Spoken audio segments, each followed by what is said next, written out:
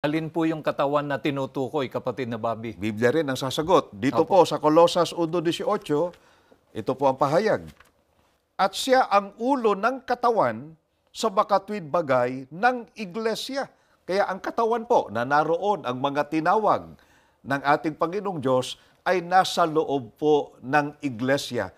Iglesia na katawan po ng ating Panginoong Jesucristo. Ano po ang pangalang itinawag ng mga apostol sa katawang ito na doon po natitipon ang mga tinawag ng Panginoon Diyos? Biblia rin, kapatid na Romel at Opo. mga mahal na kaibigan.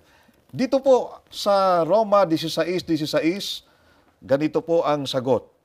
Magbatian kayo ng banal na halik. Lahat ng iglesia ni Kristo ay bumabati sa inyo.